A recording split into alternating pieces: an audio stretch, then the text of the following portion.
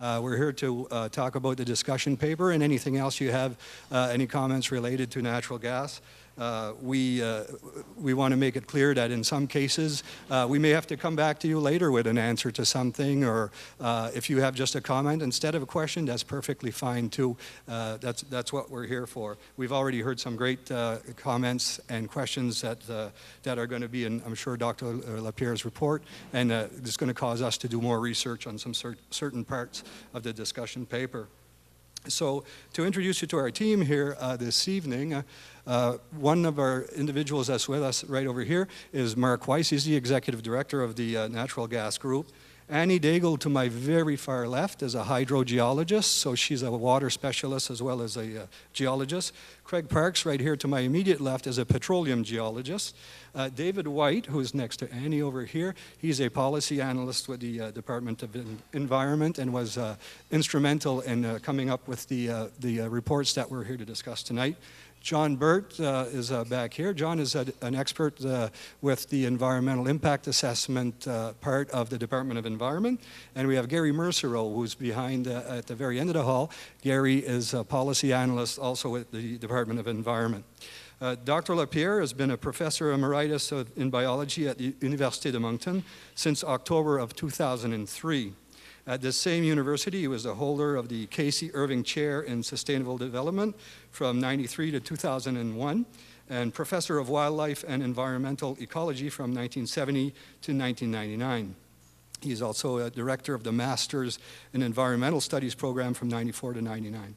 Between 1990 and 1994, he was also director of the university's Environmental Science Research Center. So Dr. Lapierre, if you'd like to say a few words to our guests. Well, thank you very much, and welcome to all of you. I would just like to say that I'm here to listen to your concerns. I don't decide whether you have gas industry in New Brunswick or not. I've been asked to listen to the concerns of the citizens and to report back to government what your concerns are, what your issues are, and I'm not part of government. I'm totally independent. I'm retired, and I will listen to all your comments, and I will faithfully report back to the government in a report that you will all see. Therefore, you can be the judge whether I've listened correctly. So I'm waiting for your suggestions, and I'll be patiently listening to what you have to say. Thank you, Dr. Lapierre. And with that, I'm going to ask Craig Parks to come up and do a brief presentation on the report and on the geology situation as it is right now in the province. And then we'll go to you, see if you have any questions and comments. That's why we're here. So, Craig. Great. Thank you very much, Mark. And good evening, ladies and gentlemen. So I'm going to provide just a brief overview of the history in oil and gas in the province, and also talk about the discussion document. You may have picked up a copy at the back or already have a copy, how it came to be, and a brief overview of its contents.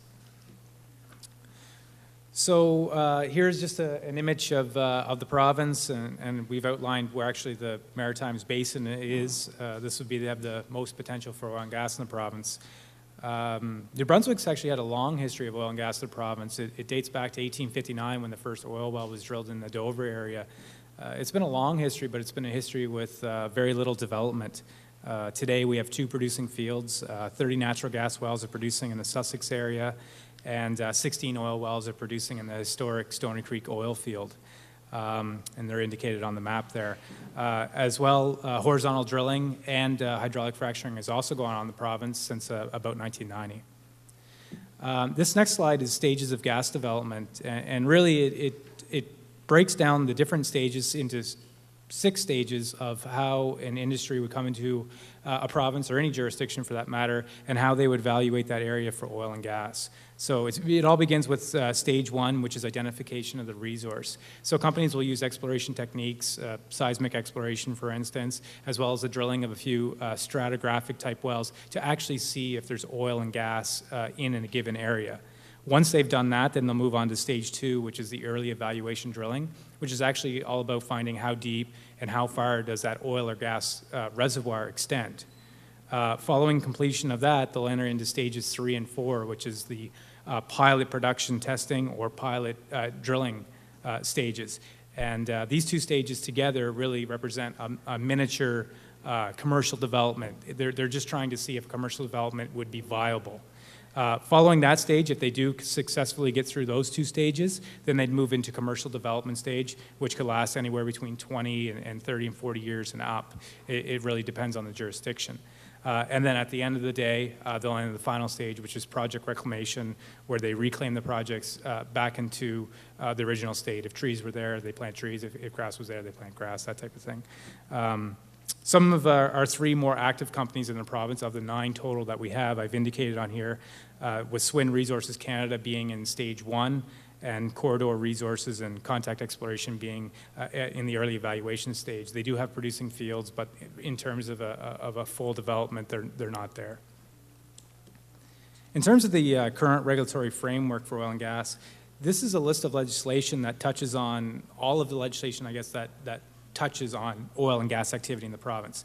I really want to focus on 2, which is the Oil and Natural Gas Act and the Clean Environment Act. And it's under the Clean Environment Act that we find the phased or the Environmental Impact Assessment Regulation.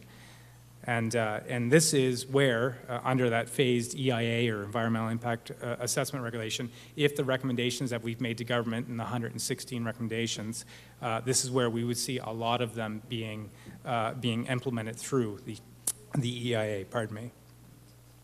A little more on the EIA. As I've just pointed out, it is the primary tool that we would see, at least for now, to regulate industry activity. And also it has the ability to implement necessary safeguards that are site-specific to the actual activity and the location of where that activity is going on as you step through the process. In terms of the public discussion document itself, it contains technical and environmental components of all land-based oil and natural gas activities. It covers all stages of development, from exploration right up until production and then eventual abandonment. It builds on the existing regulations that I've already highlighted, and as well, with respect to the development of the document, that's come from many, many sources. Last summer, we held a natural gas forum, June 23rd, where we garnered a lot of valuable information from that. We also have subject matter experts within internal government, and also we've looked at the jurisdictions across North America, oil and gas jurisdictions, and their rules, and as new rules have been developed, and as well as some 300 reports, critiques, model standards that have been developing as this industry is building. This is the first principle, and it's divided into 12 principles, I should say, that have the 116 recommendation. So number 1 is geophysical or seismic testing.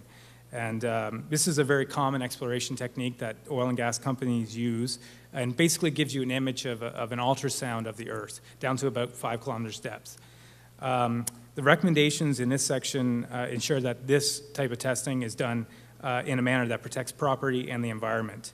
And the recommendations would include enhanced setbacks from these seismic activities, as well as enhanced seismic test hole drilling for protection of surface and groundwater. Section 2 is all about wellbore integrity. And this is all about keeping the fluids and gases within the oil or gas well where they belong. This section contains the majority of the technical recommendations within the document. There's quite a few within this section. It is quite technical in nature. Some of the recommendations in this would be well casing design and specifications of the steel casing itself, as well as, which goes hand in hand with wellbore cementing, the actual cement designs and standards and evaluation of that cement job to ensure that it's appropriate and conducted well. As well as pressure testing of the drill stem equipment itself, not just for the drilling activity, but also for the hydraulic fracturing or well completions. But the pressure testing is really critical to ensure that you have a sound, tight wellbore. Section 3 of the document is about geological containment. And the recommendations are about making sure that the hydraulic fracturing operations are contained within the target rock formation. So another way of putting that is that the fractures are actually being created where they were intended to be created. The recommendations in here include the assessment of the geological containment ability of the reservoir rock itself before they do the hydraulic fracturing, and then after the hydraulic fracturing, actual analysis of the rock formation to tell us where the hydraulic fracturing actually occurred. Section 4 is management of waste at surface, and this section addresses leaks, spills, and the management of waste and chemicals at surface. So as opposed to the last two sections which dealt with the wellbore or downhole, this section addresses the surface activities. Things in this section would be including well pad, construction standards in terms of berms, proper berming to control runoff, and liners, impermeable liners on the well pads themselves. The use of closed loop systems, so no open wastewater pits. Everything has to be enclosed within tanks. And also the requirements for secondary containment around storage tanks. Section 5 is monitoring to protect water quality. And this section is all about monitoring of protecting surface water as well as groundwater. There's recommendations in this section that include water well monitoring, which are pre and post drilling operations, as well as pre and post seismic operations. And also monitoring of the oil and natural gas wells themselves for corrosion, for leaks, and for wellhead pressures to ensure that, again, that wellbore integrity is being maintained. Section 6 is the sustainable use of water, and this and this section is focused on water management with respect to the oil and natural gas industry as a whole. In this section, there are recommendations specific to water recycling as being identified as the preferred method for dealing with wastewater. Also, there's a hierarchy of preferable water uses from non-potable to lastly potable water sources. So things like seawater as well as treated municipal wastewater would be preferable to using surface water or groundwater for industry operations. As well, water use planning and reporting requirements for industry. Section 7 is about air emissions. And this section's all about monitoring of those air emissions at the source, but also at the receptor level, so at the location where the air emissions may actually be felt. And there's also recommendations within this section that include emission reduction plans for oil and natural gas facilities to be constructed by industry. Pardon me. Section 8 is public safety and emergency planning. This section is aimed at planning for public safety and emergency response. And there are requirements within this section for the industry to have security plans and emergency response plans on site and as well as filed with the regulator should something like this occur. Section 9 is about protecting communities and the environment. And this section addresses the protection of the communities and the environment. And the recommendations within this section include setbacks from natural and cultural features, such as watercourses and dwellings and schools, that type of thing, as well as noise and visual impact mitigation and monitoring. And the final recommendation within this section would be transportation.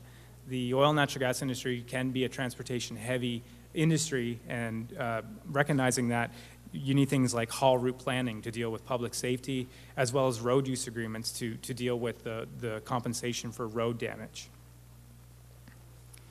Section 10 is reducing financial risks and protecting landowner rights. This section addresses the financial securities and other ways of protecting landowners and New Brunswick taxpayers. Within this section, there's recommendations for property damage securities as well as well abandonment securities. There's also a protocol in this section with water supply replacement and restoration, and as well, more on the ethical side, land agent licensing and standards for land agents that are working for the industry, that they have to have codes of conduct and have training basically to work in the province.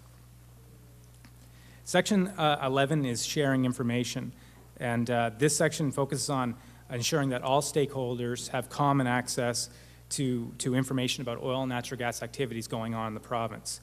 So, some of the recommendations within this section would include the public disclosure of the environmental impact assessment data that industry is submitted. They submit the information, we make that accessible to the public, as well as frac fluid additives and chemicals that are used in the fracturing process, making that access to the public. And another recommendation within this section is also for notification radiuses of oil and natural gas activities going on. Section 12 is all about maintaining an effective regulatory framework, and it deals with continuous improvement or set of rules for this industry. It makes recommendations within it that the EI regulation that I pointed out earlier should be continued to be the regulatory tool going forward. Also, it notes the gathering of additional scientific information as these new reports continually come up, that we need to integrate those into the regulatory framework as we move forward, and continued improvement in general with flexibility. Just switching gears here a little bit now to the royalty and revenue sharing. Government has introduced a profit-sharing royalty that would see the province receive 40% of the profits of a shale gas industry at commercial development. Now, if we did have a commercial development of a shale gas industry in the province, it would be several years before we would see significant profits due to the large upfront costs of this industry. So that's why government has also maintained the current 10% of revenues as a minimum to ensure that we continue to receive the royalty until the 40% profit sharing would kick in. As well, government has also announced a revenue sharing structure that would see hosting landowners, that is landowners hosting oil and natural gas wells in their property or on the property, would receive 0.5% of the royalty, as well as municipalities within a 25-kilometer radius would receive 2% of the royalties. And those royalties would be based on the volume and the actual selling price of that gas from those well facilities.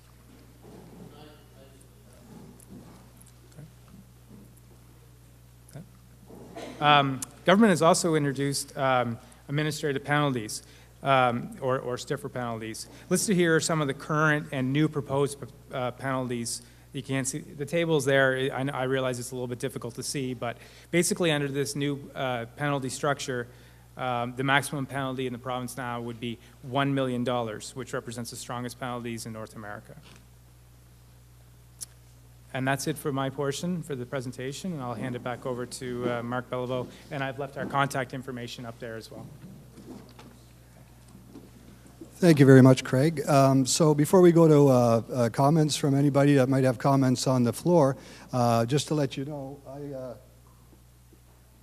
I'm going to be a little bit of the bad guy. I'm going to try to get as many people as possible to speak.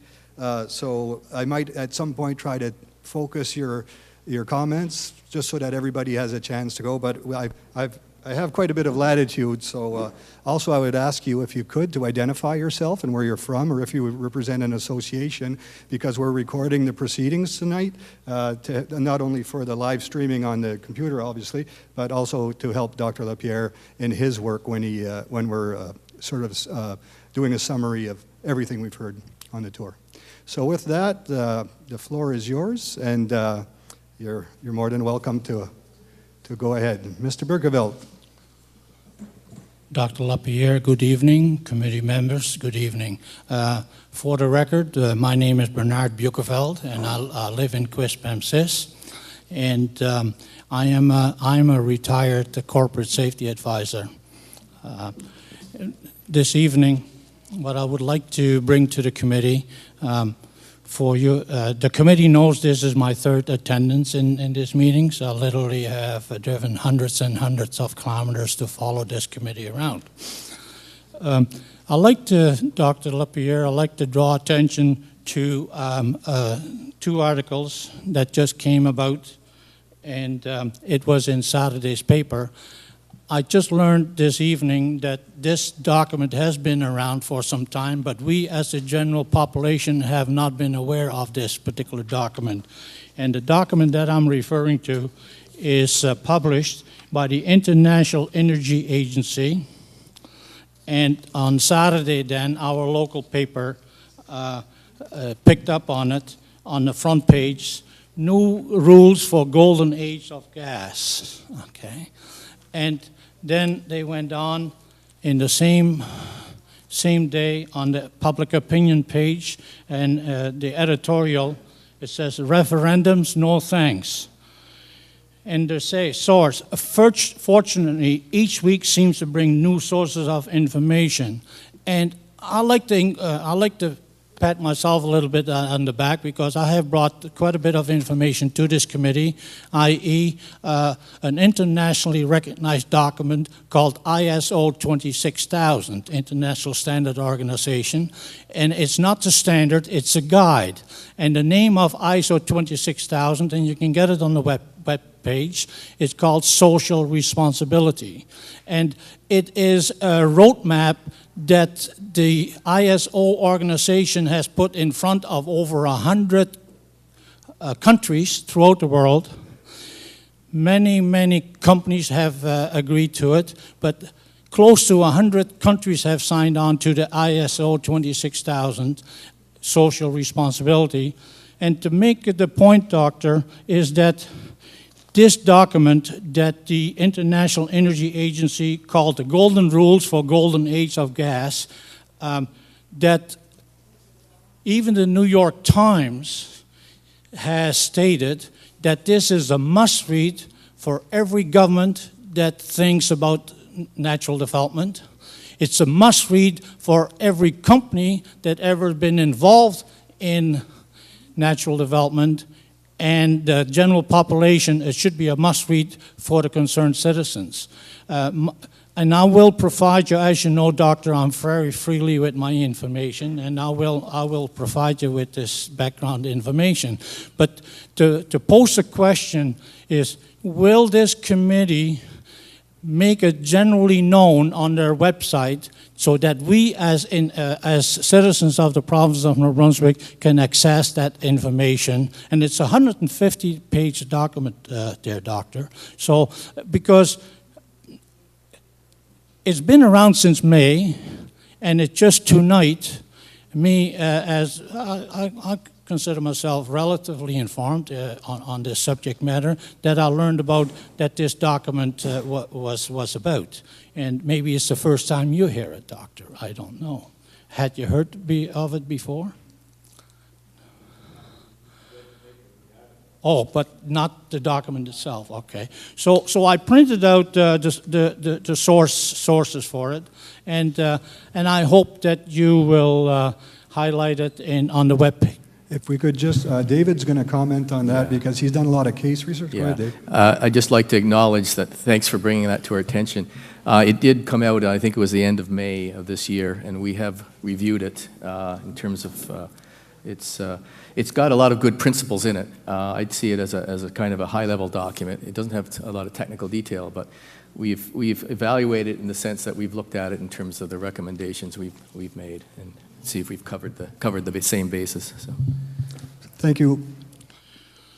Point two that I'd like to make, dear doctor and panelists, is that in 2006 we had a mishap, and we had a 4,000-liter spill in Penobscot of fracking fluid, and a report was made, and I spoke on it before, and I feel strongly about it in that I'm a Canadian registered safety professional, and I've got to put an R behind that.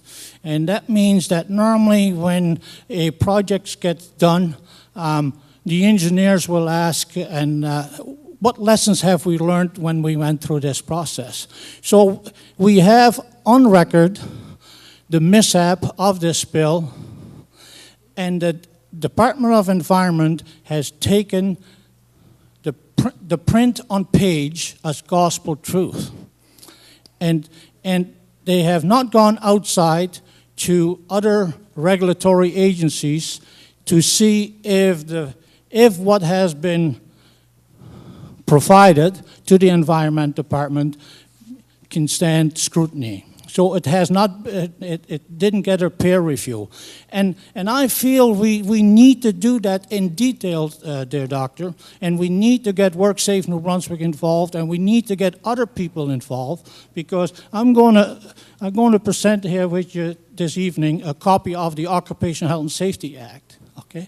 The province CAP, the Canadian Association petroleum producers always espouses best practices.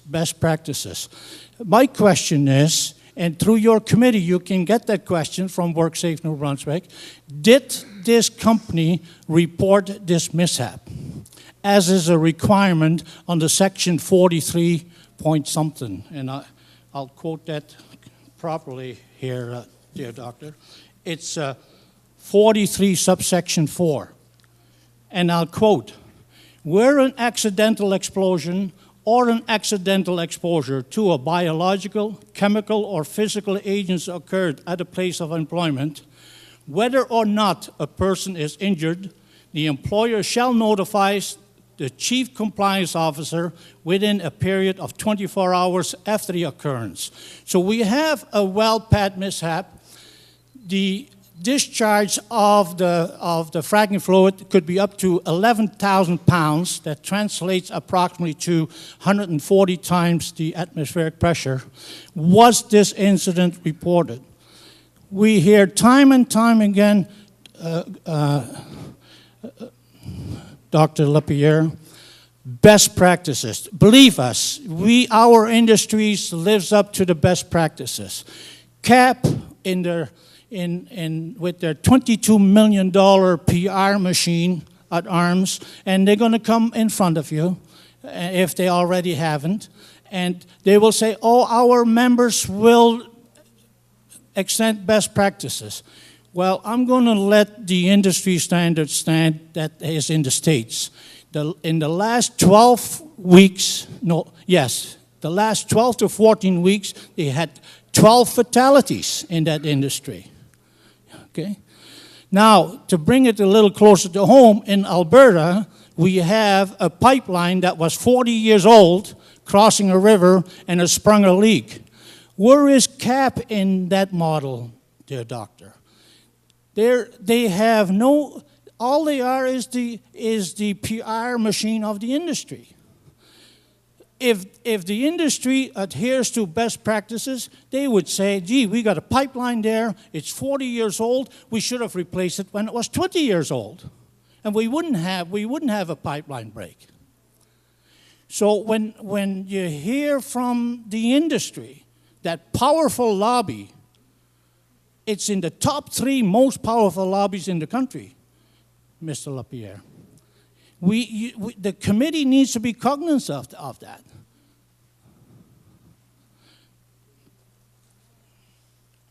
So when I said they should have an independent review, I have a business card here that I will share with you, and it's of our government, our federal government, and it's the radiation specialist that's in charge of the Atlantic region. Why not have that person do a peer review on this particular mishap? Because we need to learn from that, good doctor. And there was a safety manual published after the incident, and I haven't got warm and fuzzy feeling. As a retired safety professional, I haven't got warm and fuzzy feelings of what is in that manual when it comes to emergency procedures. Thank you, Mr. Bergeveld. If there was anybody else, and we can come back, perhaps. Thank you very much, sir. Anybody else have any comments?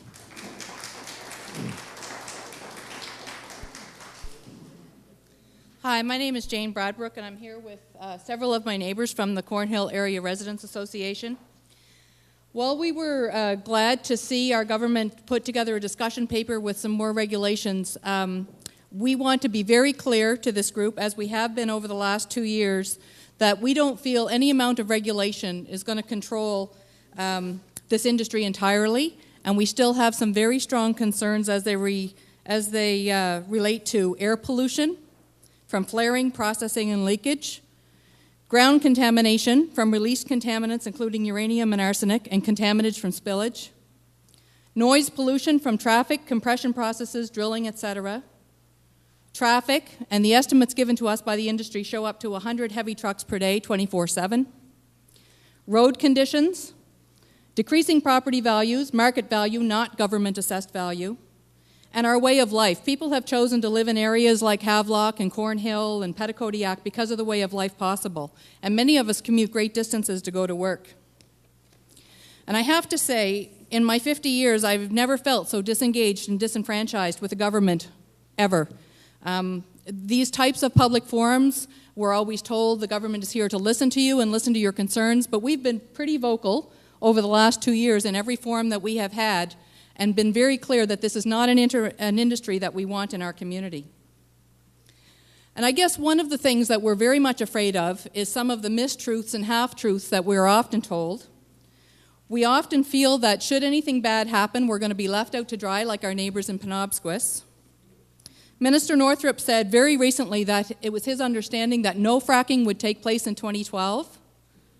So my first question to this committee is, why are there so many water trucks going to the Green Road area in Elgin at this time?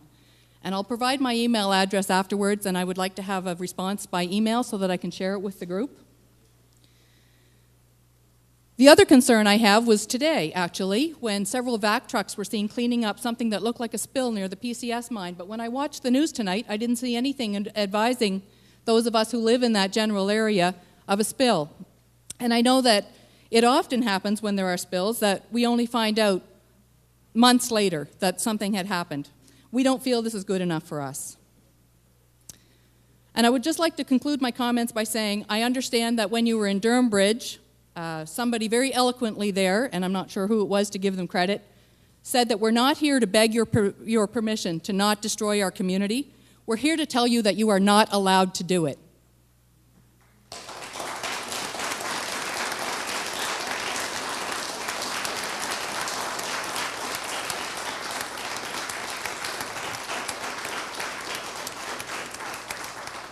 Thank you very much. And I'd ask if you could provide us with what you had. That would be awesome. Thank you very much for that very short, succinct comment. Anybody else? Sir?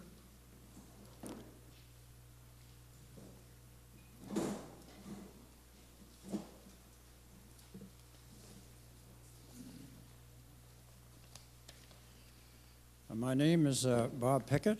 I'm from Cornhill, which is about 4 or 5 kilometers in that direction. I'm here to present a document. I want to read this document to you. It's entitled, Why Regulations Can't Protect Us. The original author of this document is Mr. Carl Arnold from New York. The document has been altered by myself to suit the present conditions in New Brunswick. I will give you a copy of this document, Dr. LaPerriere, and also any members of the media who happen to be here. According to all leading indicators, if preliminary testing in New Brunswick shales and sandstones go well, industry plans to drill several thousand wells into our countryside. Most of these wells will be hydrofrac'd to get the most gas out. Corridor Resources have already hydrofrac'd some 29 wells in the Penobscot area. No regulation can prevent the salts, heavy metals, and radioactive substances loosened by the fracking process from coming up with the fracking fluids. No regulation can stop up to 65 to 90% of the toxic fracking chemicals from remaining underground.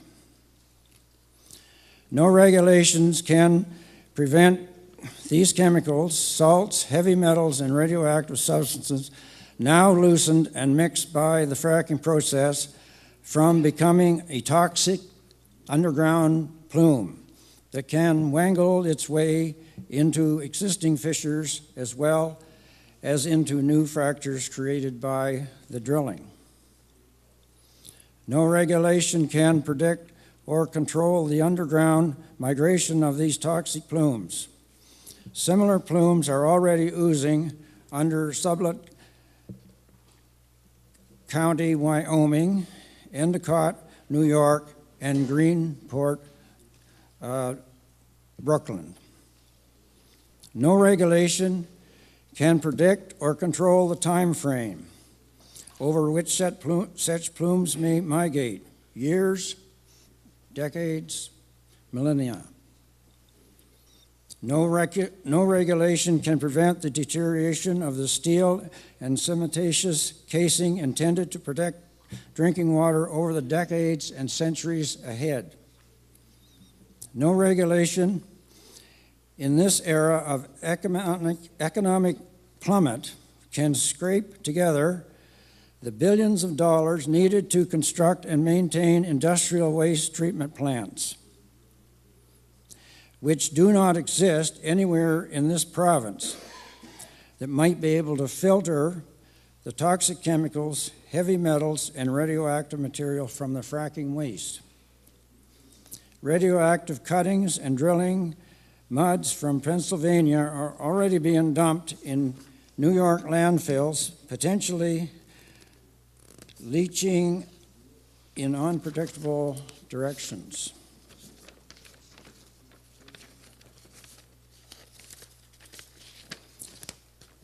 No regulation can create a safe manner or safe location for permanent storage of waste. Even if the economy could support the very expensive construction and maintenance of appropriate industrial waste treatment plants, only supposedly filtered, the remaining toxic waste still must be put somewhere. The produced waters that continue to flow from wells during gas production are too saline to be treated and must be stored somewhere. In respect to high-pressure injection wells, our government is currently saying this process will not be allowed. But this could change. No regulation can avoid the risk of potential leakage and aquifer contamination or earthquakes caused by high-pressure waste disposal injection wells. Tremors from such activity have already caused damage in Ashtabula, Ohio, and authorities are presently investigating swarms of earthquakes in Selburne, Texas, Gee, Arkansas, and Gassaway, West Virginia. No regulation drafted will require that all gas produced will contribute to energy independence. The gas will be shipped out of the country if it is more profitable to export than to sell domestically. At present, most of the Penobscot wells are hooked to the Maritimes Northeast Pipeline that goes to the United States. Thus, some profit may already be going beyond our borders. No regulation can guarantee enforcement. The record shows that drillers will not obey the grossly inadequate rules now in place to safeguard the safety and health of people, our living things, or the environment. A trail of ruined lives and landscapes is documented in thousands of articles, many YouTube videos, and several films. That's the end of my document. Thank you, Mr. Pickett.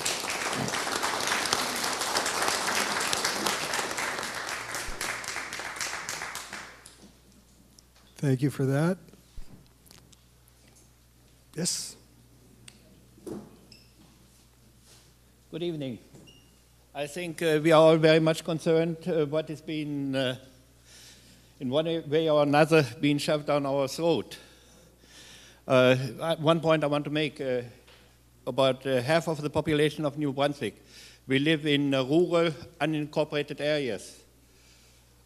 We got nobody else to speak for us than we ourselves. Like the municipalities, they have their municipal representatives and they get democratically elected. But here in the rural areas, we got rural planning districts and the officials there are being appointed. So we got no input. And so much for democracy for the people in rural areas. But Mr. Pickett stated it quite eloquently and about all the different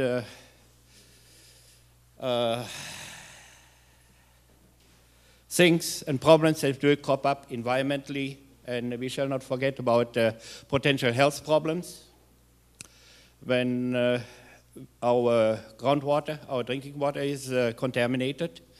And those health problems, they can last for generations to come. And in generations to come, where will the gas companies be? Where will their responsibility? Where will the present government be? The companies come and go, governments come and go, and the people who live here, they have to live with the consequences. But I want to mention another aspect, and that is the economic aspect. Some, they want to present it as the gas exploration and the gas industry as a kind of a mini gold rush. But I think what they're rushing after is more of a fool's gold rush. And when I look just only at the economic aspect, the very most the provincial government expects in annual royalty revenues is somewhere around $200 million. Now, thanks to the diligence of successive governments here in New Brunswick over the last 50, 60 years, we have come now to a point where we are importing 90% of the food into the region, that we easily can produce in a sustainable way. We don't have to buy into the agendas of Monsanto and of the chemical companies. And I just did a rough estimate, and that would mean at least an input into the provincial economy annually of between $6 and $7 billion. That is about twice as much as what the whole forestry industry was worth in this province before it took a nosedive. And as I say, you know, it's basic economics. It doesn't make sense. We better start paying attention and start producing again our food here. And the way the situation is, food prices will go up, and gas prices, they're on the whim of the world market. And right now, they took a nosedive. And as I say, we can produce here food healthy in a sustainable way when we, again, adopt the long-proven traditional methods of producing food. And we can produce healthy food for the people that will improve the health of the people in this region. Whereas I see with the gas projects, there is most likely the likelihood that the health of that it will be detrimental for the health of the people, as we have seen in several areas, for example, here in North America, where this gas industry has taken off and left the people in the region with a lot of pollution. But as I say, you know, it's in the end, it comes down, is it a benefit for the people of the province, or is it no benefit, but basically has a negative impact on the people of the province, on their health, and on the economy? And I say this gas development, definitely, it will not will have a positive impact on neither the health of the people nor on the economy of the province. Thank you.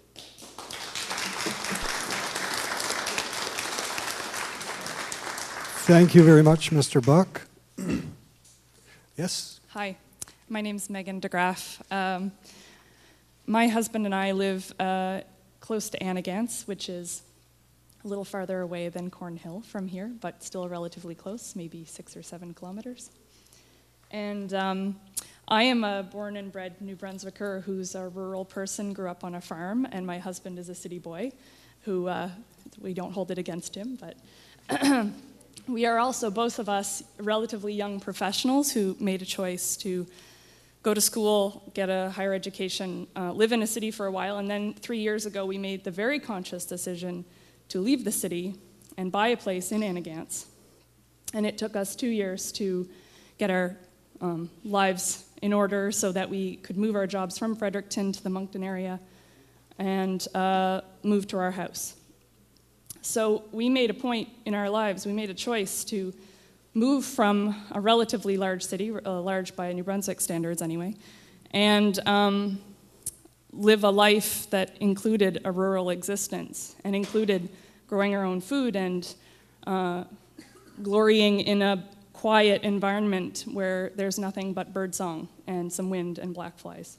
So we're part of that movement, I guess, of sort of youngish professional people who are trying to move back to the land and work that balance between a city life that gives you a paycheck, but also have a quiet home to go to. And so I'd like to go on the record on behalf of myself and Brian Steeves, my husband, and say that we're very much concerned about the possibility of shale gas development in New Brunswick as a whole, and of course in our own, close to our own home.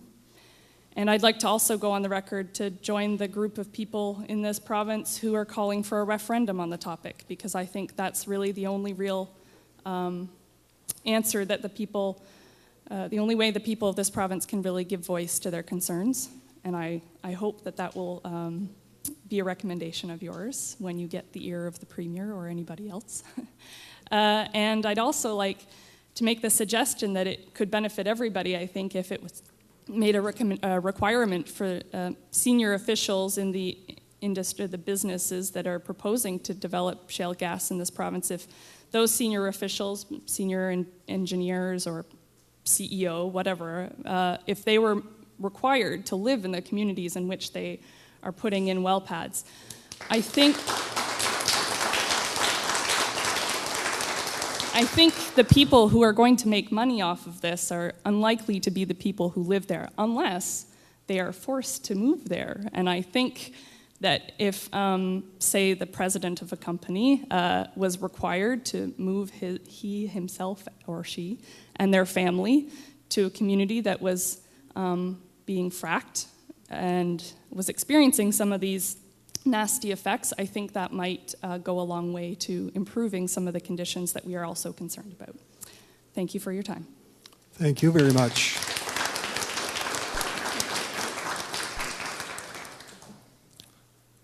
Bernard Bukenveld, Dr. Lapierre, for a backgrounder on that.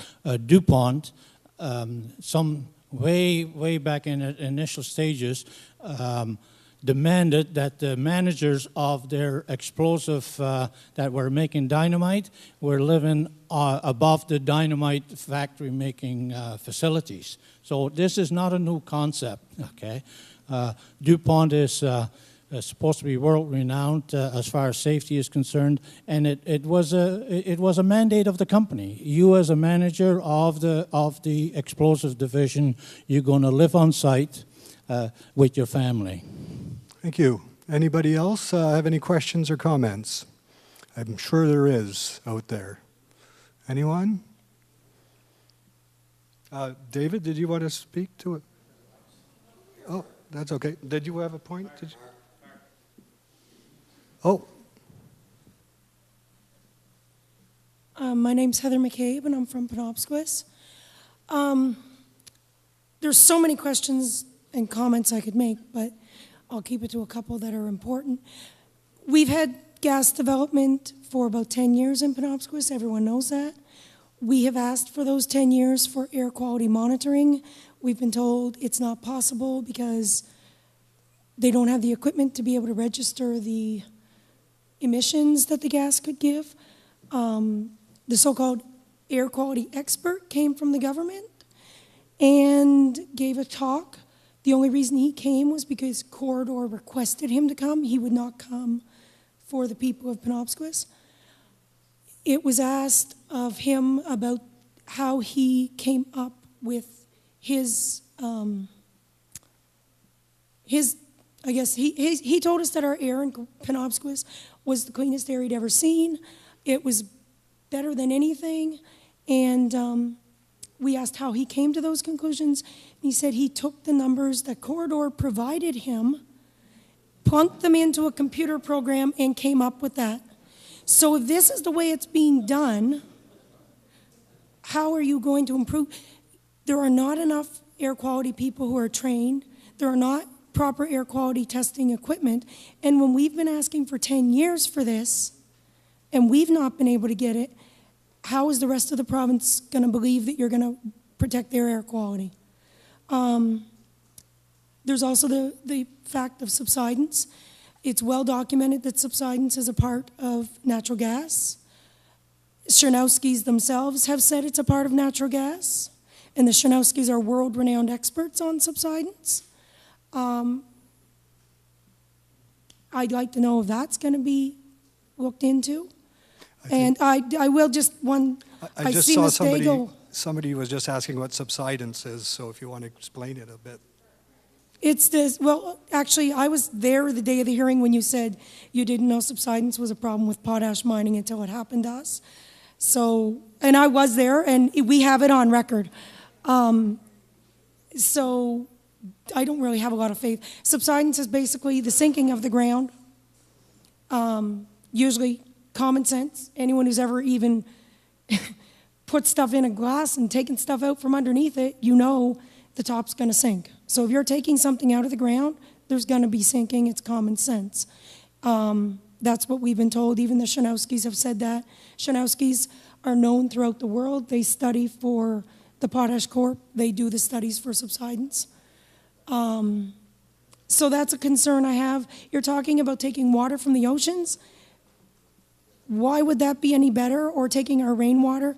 Because that water goes into the ground. That water is needed. The water in the oceans is needed for the fish. It's needed for the plant life that's in there.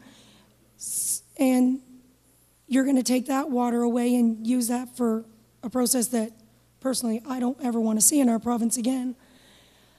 The last thing I would have to say is when the government's own regulations did absolutely nothing to protect Penobscot, and we've had to go through a hearing while the government turned their backs on us, their experts turned their backs on us, how is the rest of the province ever supposed to believe that anyone here will protect them?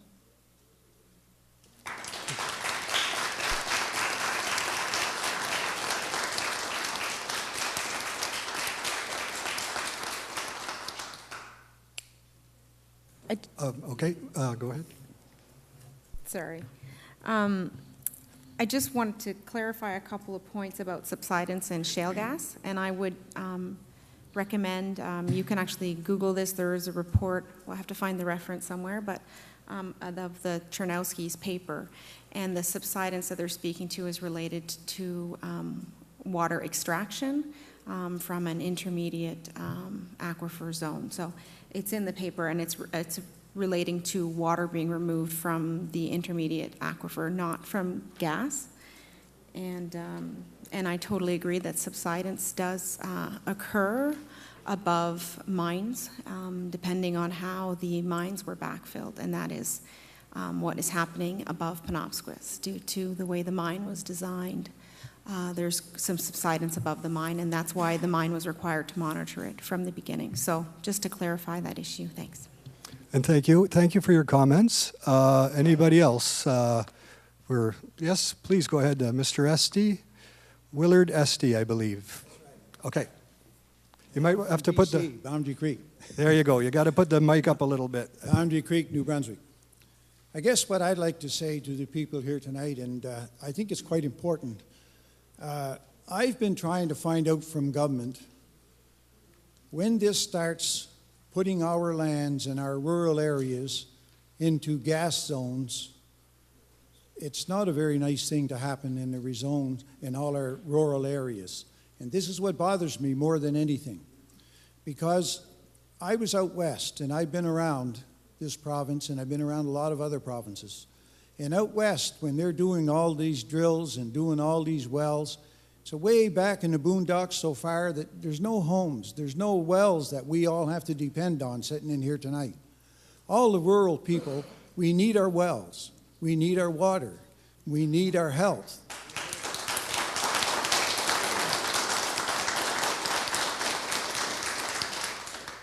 I've asked the question to the government, I've sent emails, I've not got any answers. I wanted to find out what is our homes going to be worth if we're going to be living on gas well area lands. I'm not getting no answer on that, and I don't think any of us in this room are. And I think it's up to the gas people, number one. They should be able to tell what the lands have devaluated at in the homes. They've done it across countries, which they claim they've been doing it everywhere. And if the government doesn't know and they don't know, well, this is a very serious thing for we the people who own land and own homes in this province, because we could lose big time. The other thing I wanted to talk about was, you know, is this really the environment that we want our children coming behind us to live in?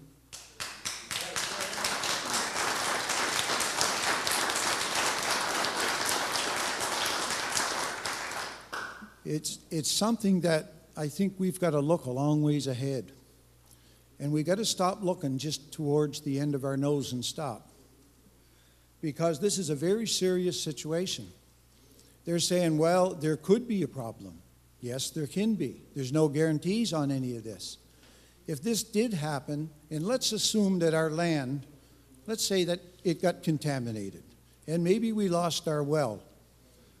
How do we restore that land again when those chemicals have polluted our land? It's going to be a very serious situation for the young generation coming behind us. And it's not a nice thing to look at. I feel that if the government are doing this for just simply dollars and cents, they got a great opportunity to use our money the way it should be used and stop wasting our money, and we'd have all kinds of money in the province of New Brunswick. The other thing that I'm concerned about is government doesn't seem to be listening.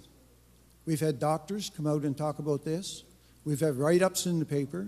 We've had meetings that went across this province. Now we have another committee, and we got meetings going across this province. And are they thinking they're going to get any different answer?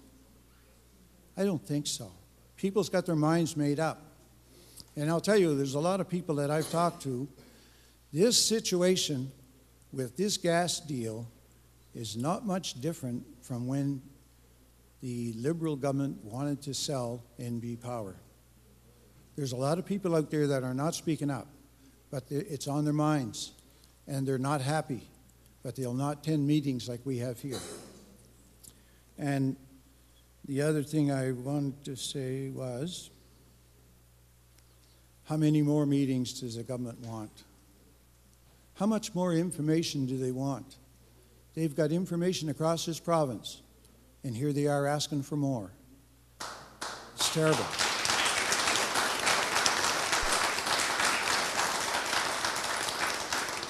So I would hope that everyone in this room pay attention to your property. You worked hard for it. Protect it every way you can, and protect your homes, because it's cost you a lot of money. And if these parts of our country, our rural areas, are going to be turned into gaslands, I'll tell you now, it's not going to be a pretty picture, and nobody will want to buy your home, and they won't want to buy your land, and you're left in the dark. And you'll either have to live here or move away and leave your home. Thank you very much. Thank you, sir.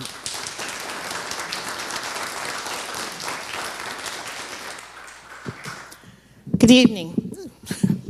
That's great at rate. My name is Chris Bell, and I live in Penobscot. Penobscot is the poster child of what can and will go wrong when industry doesn't look after the people, the environment, and the community. You want to know what your house is going to be worth? Same thing as mine. Nothing. In fact, we had a lady in our community who had to sell her home, and she had to sell it for less than the government assessed value.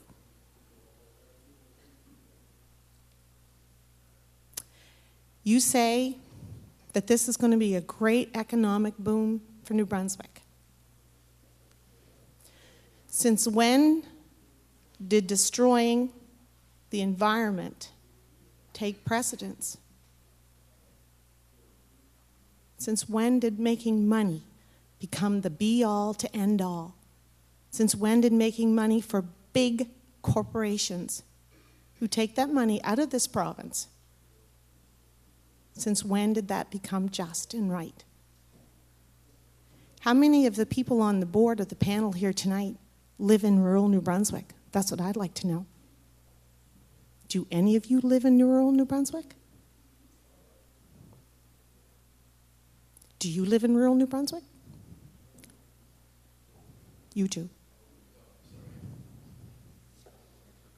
Yeah, I live in Marysville, Fredericton, so no, I don't live in the countryside. Okay. What about you, sir? I don't live in rural. Right. You, sir? You live in rural New Brunswick.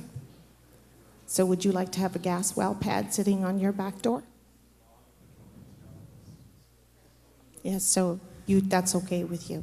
And your kids are going to have 3 eyes and Well, maybe 2 feet or 4 feet. I gotta. Well, that's okay with you too. Older now. Do you live in rural New Brunswick? Look, Sir? I'll tell you what, ma'am. As moderator of the meeting, we're here to provide informational And support I'm to just Dr. asking. Lapierre. I'm That's asking, fine, but this do is. any of the panel live in rural New Brunswick? Ma'am, we certainly understand your point, but the fact of the matter is, where we live or how many children we have is not germane to this discussion. I'm simply asking.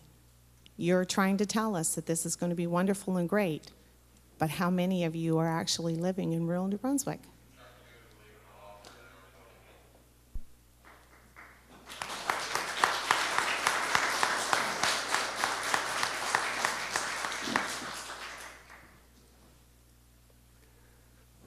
Microphones are open.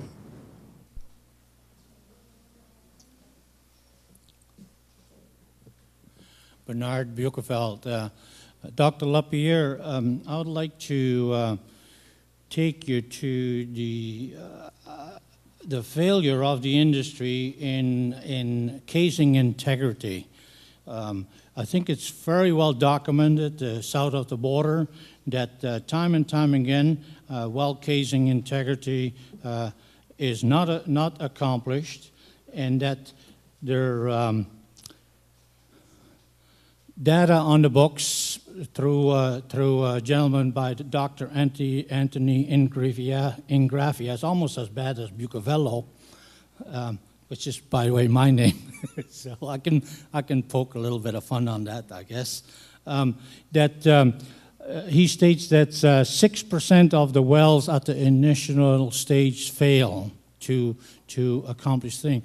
And I like to bring that a little bit closer to home. And I'm going to ask the audience and the panel, who came here by vehicle, by the motor vehicle today? Doctor, did you get flown in, Dr. Graffietta? No, I came by road. Oh, yeah, okay. So on your windshields, from the driver's point of view, you either have a green sticker or you have a blue sticker. Am I right in saying that? That's an annual inspection sticker, motor vehicle inspection sticker, okay? In my previous life, I was a licensed mechanic, a Red Seal licensed mechanic, okay? Issued by the New Brunswick Department of Labor and Manpower some decades ago. I don't have only one, I have 2 Red Seal certificates. And then I have a certificate of apprenticeship in the motor vehicle mechanical. So I'm a licensed mechanic recognized by the province, by the authorities, and I would inspect your vehicle, Doctor, because I used to live in Moncton. I lived in Moncton 25 years. You might have been my client, having your motor vehicle inspected. So you have your motor vehicle inspected. Now Bernard inspects 100 motor vehicles, but 5 of those motor vehicles are in very serious motor vehicle accidents. And they get investigated. And darn by darn, gee, that crazy name, that foreign name there. New Brunswick likes to have 1,000 more like us from Holland, but who done the inspection? Who done the inspection? Oh, Bernard Bucheveld. Gee, we better call him on the carpet.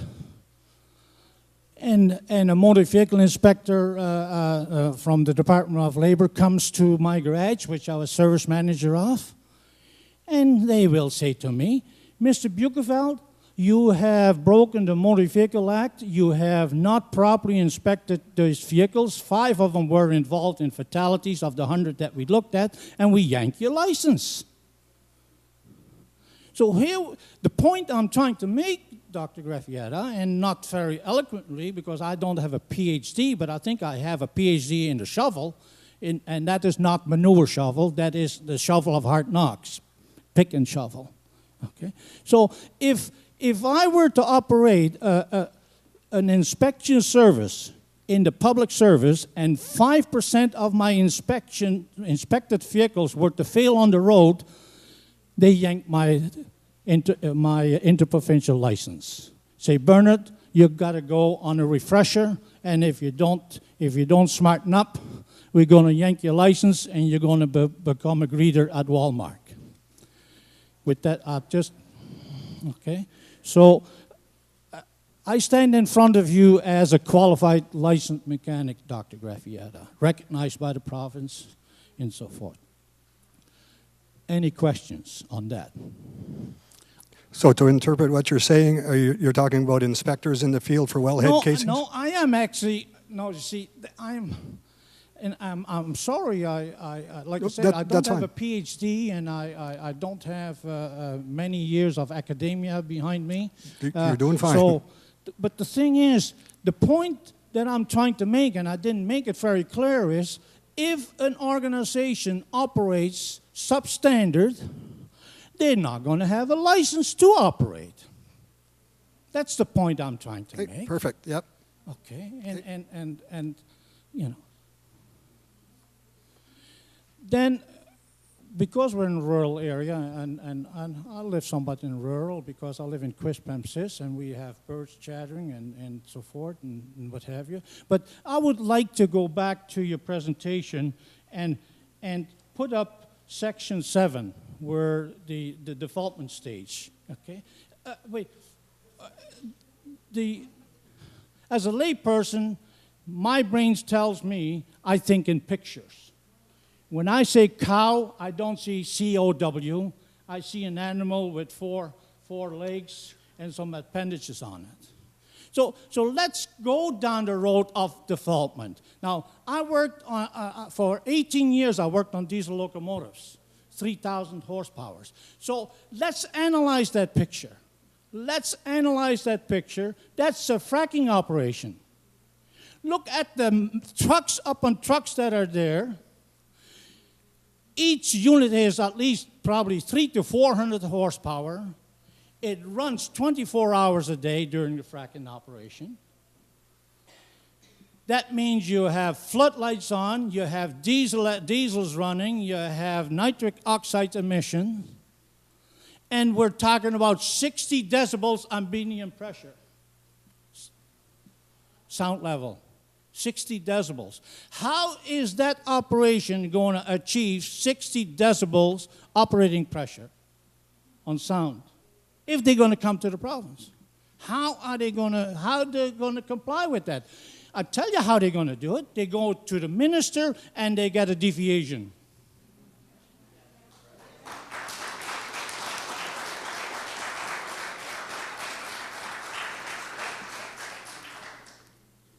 They go to the minister and get a deviation. Section 10. May we have section 10 now, please?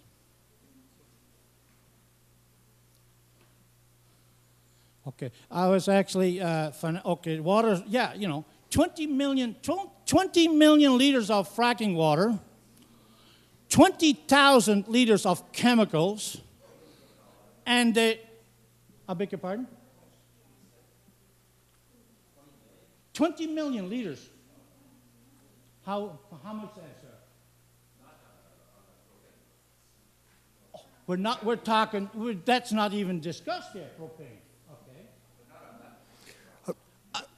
Okay, we're going to have to stop the chatter back and forth here.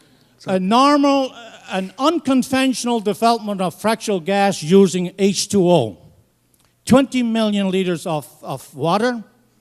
Then the industry likes to say, we're only going to use 1% of that volume chemicals. Well, if you do your math, and I've done my Dutch math, and 1% of 20 million is 20,000 liters of chemicals.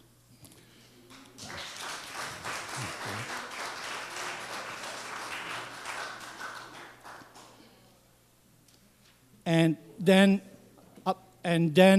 maybe this gentleman likes to come behind the mic. You're more than welcome to. Not 200,000 liters on 1%, you mean? That's the 1%. Okay, then I'm wrong. My Dutch math is wrong. 200,000. Thank you. I appreciate that. That's only 10 times more than what I said. Thank you. No, a lot of chemicals. Okay. Well, and 60% of it is going to come back up. It was addressed.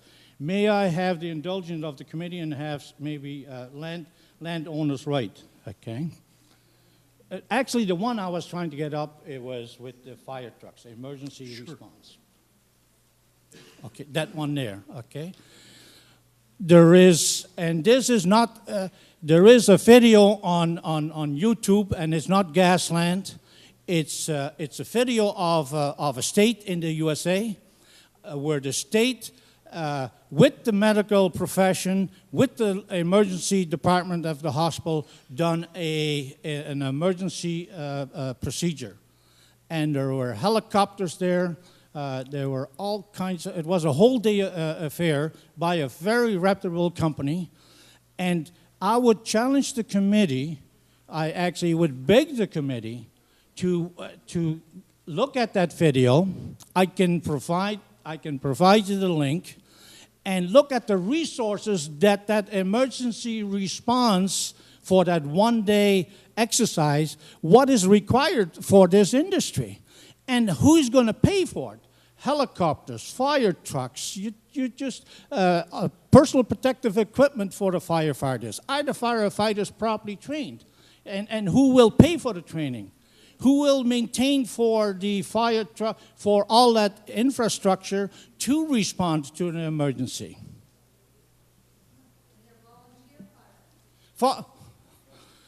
Yeah, I'm glad I don't go. Burn.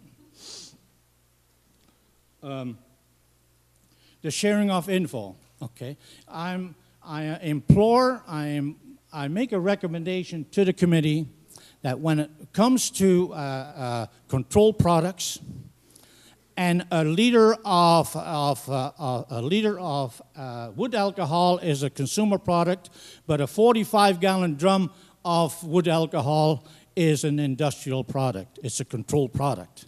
And I make a recommendation to the committee that all the information will be made public prior to the fracking, not after the fracking, not 2 months or 3 months after the fracking, prior to the fracking. And Mr. Lapierre, I'm glad I came here to the third meeting because I feel less pressure getting my concerns addressed this night than the other two previous meetings. Not that they weren't good information sessions, but we don't have as many speakers on the mic, and it takes a little bit of pressure off me. I wish I had more time with the committee, but time will tell, okay? Yeah, because I personally also feel disenfranchised the way the process is. I understand why the government went with this committee, because if the politicians were down, were here, they would get quartered by the population. They would get quartered or hammered. Let's rephrase that, Dr. Lapierre. They would get hammered. Okay. I know from a very good source that the medical profession and the medical doctors at the Moncton Hospital are going with a statement in the newspaper where they call for a moratorium on this industry.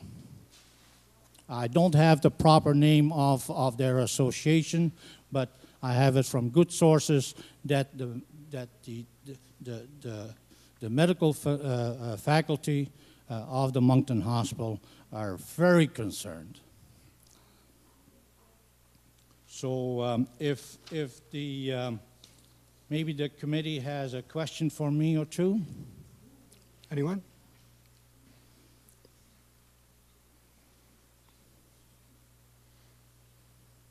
No, we're good. Thank you. Thank you, Mr. Brickeville.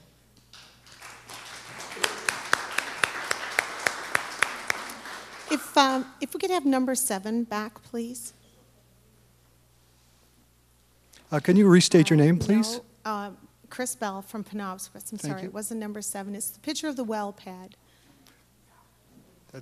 And the picture of not that one, the one that shows the beautiful farmland all around it and the river going through and the potash mine in the background. Oh, it's number 9 or 10.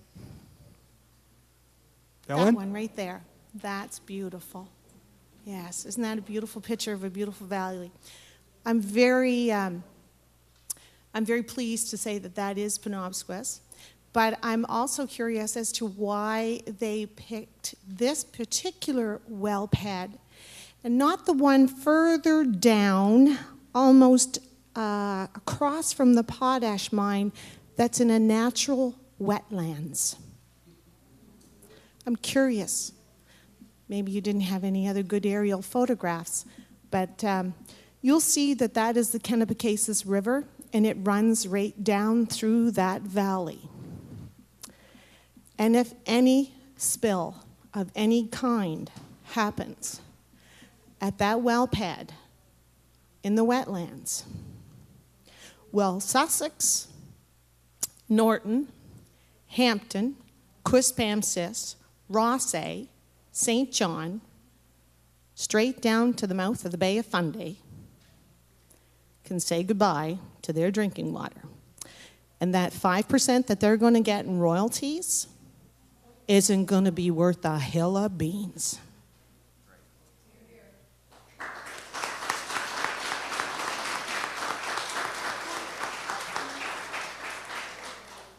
Yes, sir.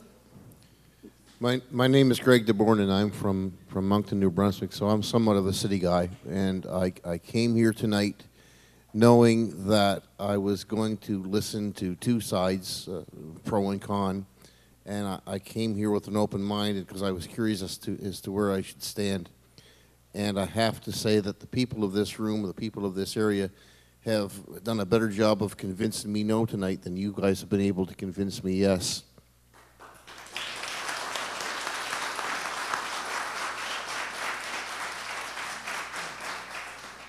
I think we can clarify that. Go ahead, Dave. Hi, Dave White. Yeah, I guess I just want to put my oar in the water here, and my understanding of us coming here was not to, defend or debate or argue with anyone. We were here to hear what you have to say and collect your ideas and opinions. So this I don't think was intended to be a debate on pros and cons of shale gas. I just encourage anyone who's interested to have a look at the discussion document and see what's in there, because some of the issues, at least, that were raised tonight are, in fact, addressed in there. Maybe not adequately in your minds, but at least there's been an attempt made to characterize the issues and put forward some tentative responses. And so that may be why you're not hearing us, giving a cheerleading for shale gas, because what we're here right now is to listen to what you people have to say. So, Thank you, Dave. Go ahead, please. Hi, I'm Susan Linkletter. Susan Linkletter. I live in Salisbury, New Brunswick. Okay. And I'm a certified organic farmer. And I'm the coordinator of the Petitcodiac Watershed Alliance. I'm a little disappointed in the regulations that you've put forth tonight. I was hoping to see the government give a little more leadership when it comes to answering some of the tough questions about shale gas and the shale gas industry. The tough questions like, where's the fresh water coming from? Or where's the water going to come from? And what I read in the regulations is we're going to let industry decide, and then we're just going to approve it or not approve it. Tough questions like, what are we going to do with the wastewater? And in your regulations, you're going to let industry decide, and then you're going to approve it or not approve it. I was hoping to see the government give a little more leadership in that area. What industry will do is what industry has always done. That's what I'm afraid of. The other thing I'm afraid of is losing my property value. I've invested hundreds of thousands of dollars in my farm, And there are dairy farmers in this region that have invested millions of dollars in their farms. I don't see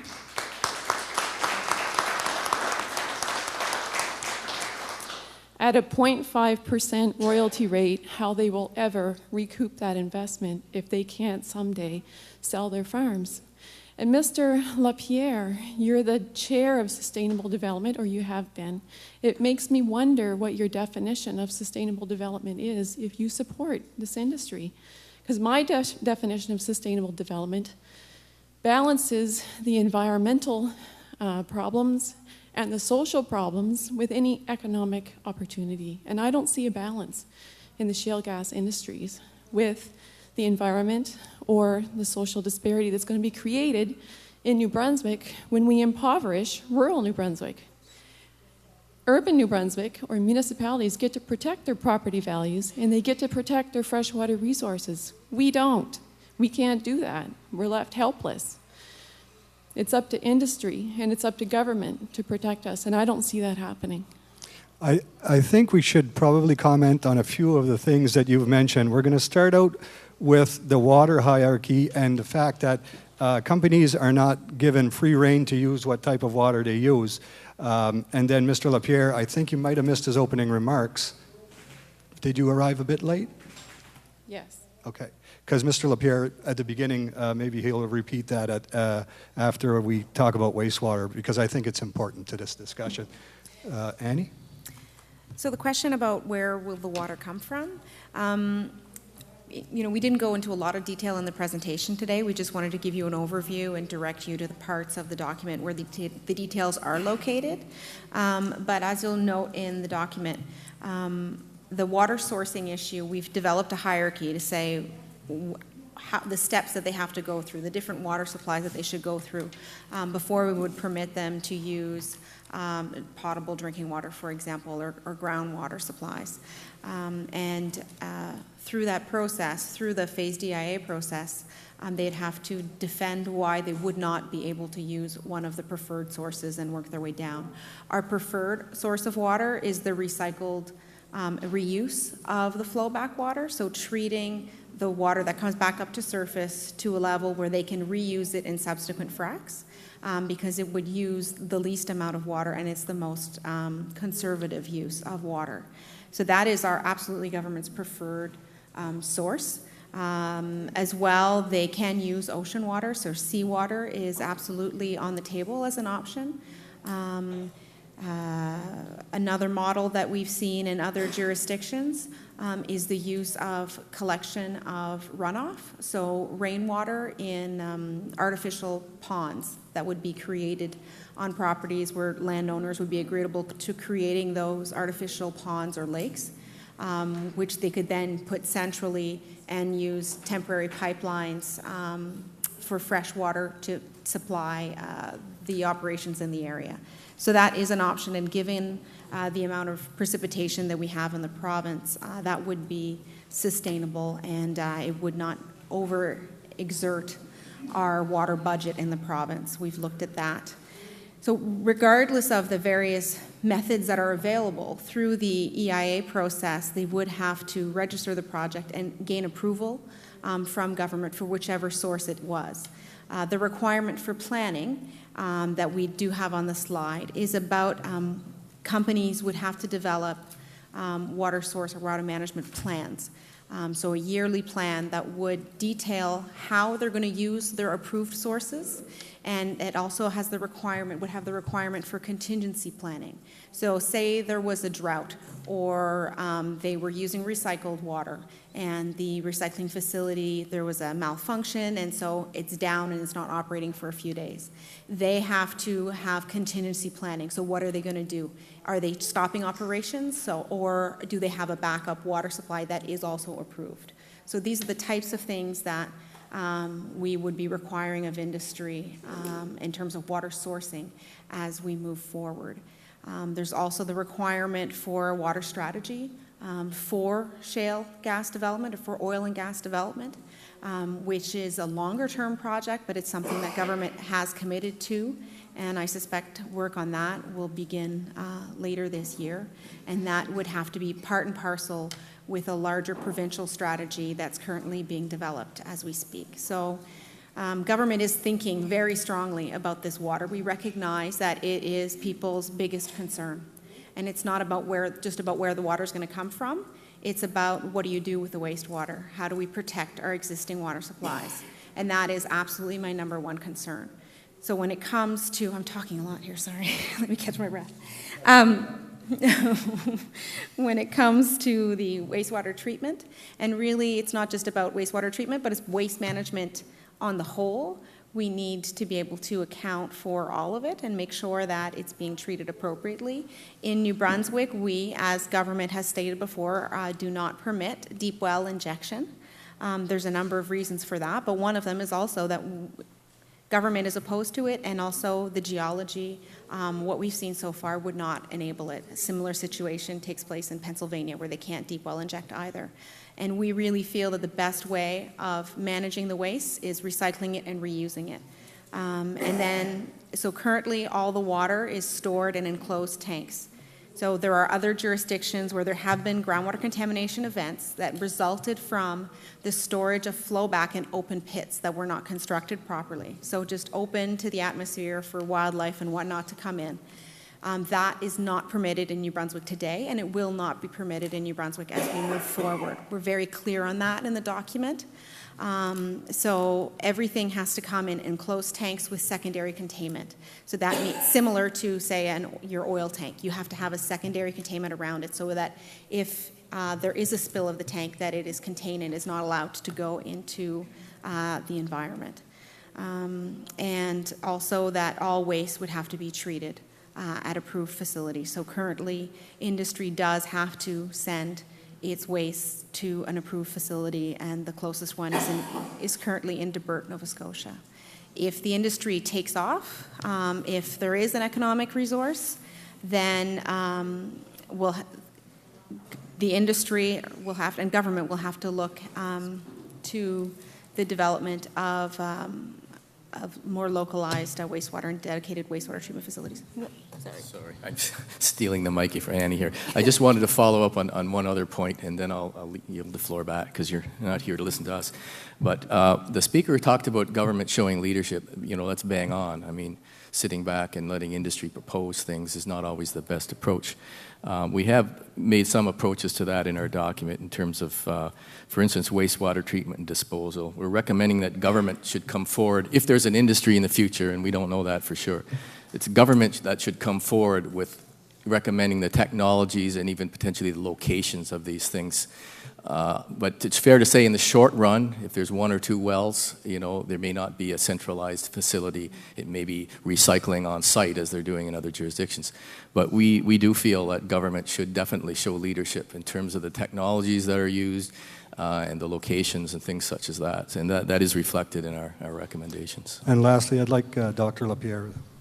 Well, I'd like to just repeat what I said at the beginning. I am not a member of the gas group. I'm not a member of government.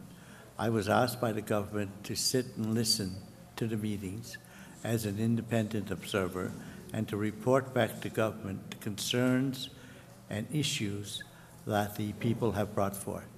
I am not going to decide whether gas takes place or doesn't take place in New Brunswick. That's not my position. And hopefully my report will be made public so you can judge whether I have reported what you have said, and along with the recommendations that you made, that you brought forward. So I'm here to listen. I'm not here to debate the pros and cons of gas in New Brunswick, and I understand perfectly well the concept of sustainable development, and I will, in my report, make sure that it is brought forward. Thank you very much. Okay. Gentlemen. Go ahead, sir. My name is Don McPhail. I had two comments that are somewhat sort of technical, I guess, related to the proposed regulations and whether whether gas is ever discovered in New Brunswick or whether it ever goes ahead. I'm not sure, but if it did, I think they may lead to a more sustainable development of it. And the two issues are, one is radioactivity that may be produced, and the other one is protection of the groundwater. resources. I'll deal with the groundwater first, and in the regulations or proposed regulations, I understand that there'd be assessments made as to the water quality around proposed activity areas before any activity takes place, and that sounds like a good idea. And this would continue throughout the life of the project, just making sure that the quality of the water was okay. A couple of places it mentions that flow rates will also be looked at periodically, but that doesn't seem to be too emphasized. And I wonder if that needs to be strengthened, and not just the flow rate at any particular point in time, but actually measuring how much water does come out of the aquifer at different points in time. And I'll give the analogy, I guess, of the cookie jar. We got 12 cookie jars, or 12 cookies in there, and they're all chocolate chip cookies. You know that at the start. You're going to have chocolate chip cookies right down to the very last quarter of a cookie. If all you're measuring is the quality, you're going to know you have chocolate chip cookies, but you don't know how much you've got. If you're measuring periodically, you know you've got 12 to start, then 9, then 6, then 3, and then it's gone. If you're measuring, if you're watching who's taking what out of the cookie jar at different times, then you know exactly how it's evolving and what's going on. And more importantly, you get a chance to jump in and do something before something happens. And also, if something does happen, you've got some idea of who's taken the most out of it and where the blame lies, if you want to call it that. Otherwise, you get to the end, and either the cookies are not good quality anymore, or they're all gone, and you really have no idea who took it all. We definitely can have someone speak to that, either Dave or Annie. Would you like to speak to that? When you're talking about flow rates, we're talking about, it is a little high level in the document about the monitoring of surface water and the accounting, and you can't regulate, and you can't regulate what you don't know. You can't manage what you don't know. So there certainly is a requirement. There will be a requirement for some enhanced monitoring of flow rates. That's what we are proposing, to have a look at that. That is part of the water strategy that we will be working on as well, to look at, and it's a little early right now because we're not sure if there is an industry where it will develop beyond where it is today. So we do need to look at that to see how our monitoring networks are distributed across the province, and we have done a high-level overview to look and see that some additional stations would likely be required, but it's early for us to go and put a bunch of new stations out until we have a better idea of where the industry may develop, if it develops. Also, we've stated in terms of accounting, basically, in water use reporting, that's certainly something that this industry will be required to do. But we, in certain areas, certainly need... Sorry, what did you said accounting? Accounting, yeah. Accounting of water volumes? Water budgets, okay. Yeah, absolutely. Yeah. So that is something that we recognize needs more work. New Brunswick is a very water-rich province, and so for that very reason, much of that accounting hasn't been done historically. That doesn't mean that it doesn't need to happen, and so it's certainly something that we've recognized that needs to take place, and it's in the document in terms of recommending that work. So point well taken. Okay. If there's time, I also, on the radioactivity issue, I hear quite often concerns about radioactivity or radioactive materials being produced through these activities, and I see in your proposed regulations that you want to assess, I think you're calling them norms, naturally occurring radioactive materials, and whether there are excessive rates or not. And I guess to me that's the key to it. What I never hear from the produced radioactive materials is how radioactive they are and what the radioactivity is and how high it is. Because to say that it's radioactive, I know from my basic Physics 101 course that everything is radioactive. Everybody in this room is radioactive. Shale is radioactive. Granite is radioactive, which makes you wonder about granite countertops that people put in and whether they're getting more radioactivity there than an old plywood Formica one, But to me, the issue is not whether there's a few more atoms of radioactive material coming out, because detection methods can readily identify a couple of molecules drifting through your backyard that have escaped from a power plant in Japan, but it's not material compared to the extensive radiation, natural radiation that's going on around. And I just wonder if there's anything different being produced by shale gas operations, any different type of radioactivity, any higher rates of radioactivity than you'd normally see in the background, and whether the norms that you're talking about have been developed in the province, or are they international norms, or are they even established yet? So. Okay, thank you. I can speak a little bit to that. I'm not an expert in radioactivity, but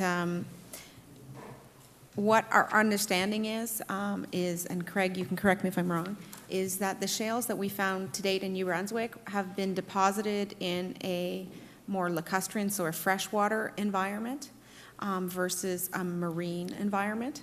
And what we've seen to date across the globe is freshwater shales do not have the radioactivity levels that marine shales do. That being said, so far in New Brunswick, we don't anticipate having a quote-unquote norm problem. That doesn't mean that we shouldn't be prepared for higher levels of norm in the flowback and the drill cuttings. But in supposed norm-rich areas like Pennsylvania, even there where they are considered to have a norm quote-unquote problem, in their sludges and the waste material, when they compare it to, and if they go to send it to landfills, many times they don't, in fact, make the detectors go off. So they have less radioactivity than the waste that's coming out of the hospitals. So that puts it into perspective. I don't have the numbers, but that's something that we could look into for you if you're interested in actual solid numbers. If you leave your information with us, we'll certainly look into that. Okay.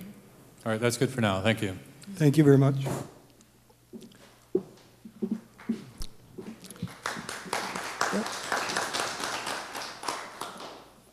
Frank Job. I live in Mount Pisgah. I'm a livestock farmer.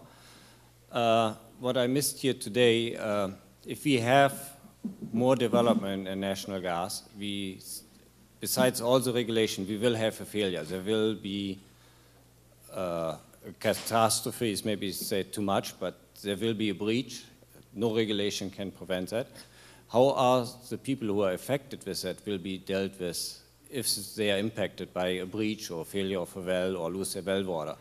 Will they have to go to the same shameful process as the people in Penobscot, where they have to go to the mining commissioner without legal representation because they cannot afford it, and have to make a case that the mine is at fault? Or will there be something in place where the industry has to prove that they were not at fault? Thanks very much. That's an excellent question. Dave? Yeah, I can tell you what our thoughts are on that, certainly.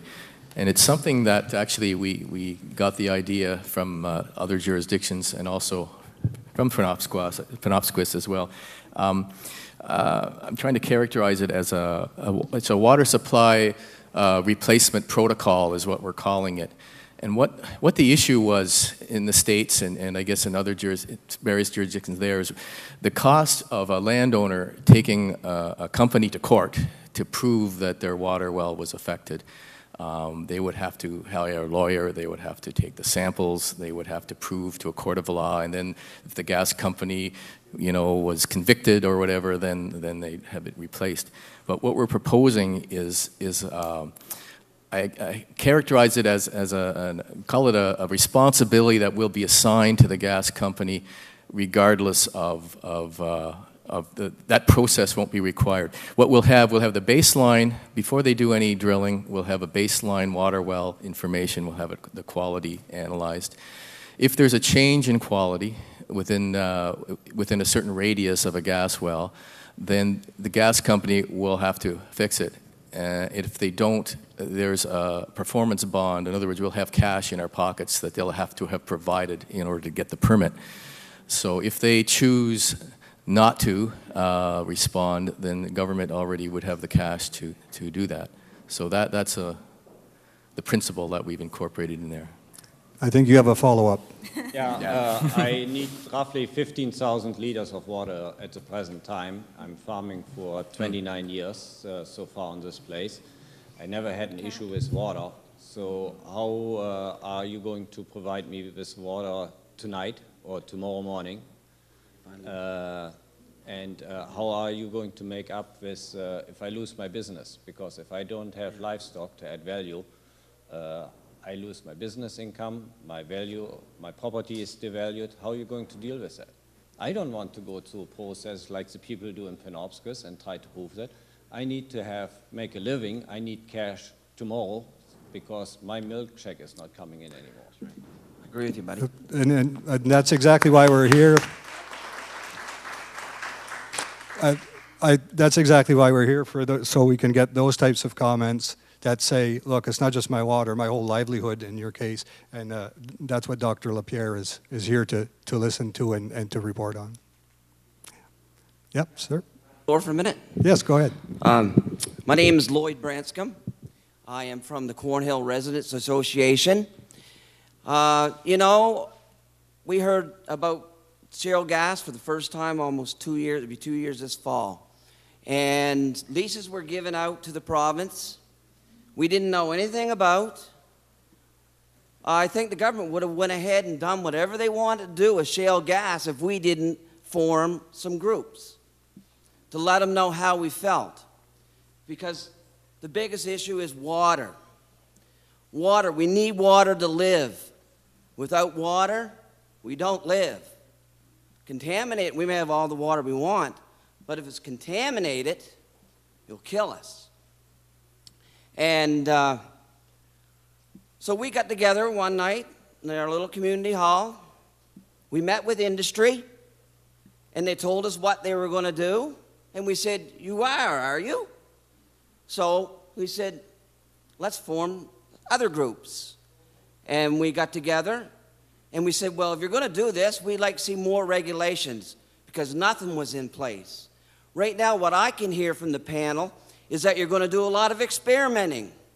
Experimenting, I've been in school and I've done experiments, and that's just what it is, an experiment. Sometimes it will work good and sometimes it won't. But who pays in the shale gas industry when the experiment goes wrong? We, the taxpayers, pay. And going back to those rural New Brunswickers, like, it really upsets me as a rural New Brunswicker. I really don't have any say of what's going on with this industry because I have no representation. I don't live in the municipality of maybe Salisbury, Petticoat, Sussex. Like in Sussex, for example, they came in and they done seismic testing without permission, and that upset the mayor and the council. Well, guess what? Corridor Resources came into our community and done seismic testing and did not consent us. And we said, Mr. Northrup said that, well, yes, we will make sure that your voice is heard, the landowners. We weren't heard. They came in and done seismic testing. We protested, but we weren't heard, and we're not being heard. We live in a democratic society here today, but I feel sometimes I don't think we're in a democratic society.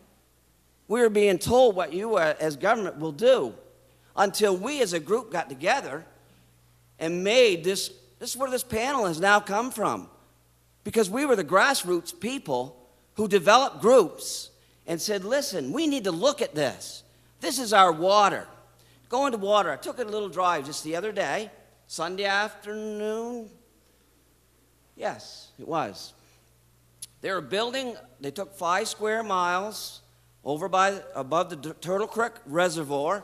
They were building a bigger water reservoir for the Moncton, New Brunswick. Okay? Now, from that, we're all watersheds toward that. Petitcodiac, Cornhill, it all goes through. So, and we're talking about watershed, and I want to think about our geological makeup underneath the ground here. Can you answer that? Are there any geophysicists here tonight? There's no geophysicists to tell the makeup underneath here of the shale, how it is developed?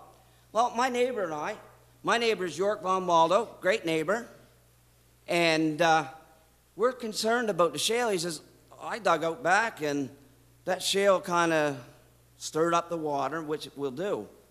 But I understand that our geological makeup here is a lot like Pennsylvania. Now, I know Pennsylvania, they kind of done what they wanted to do because they didn't have regulations. So now we're going to have regulations, but they're still going to do it. You say maybe not. We're maybe in the grassroots of shale gas development. But if I have my way, and for my granddaughters and my grandchildren, I don't want to ever see it happen.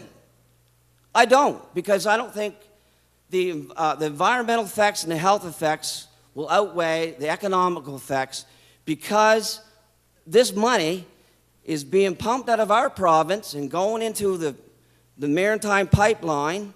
There is a line from Penobscot just below the Cornhill community. There's a gas line there. I mean, they're going to come into our community. It's a great spot for industry because they can just tap right into that gas pipe, and there goes our earnings, really, for our kids.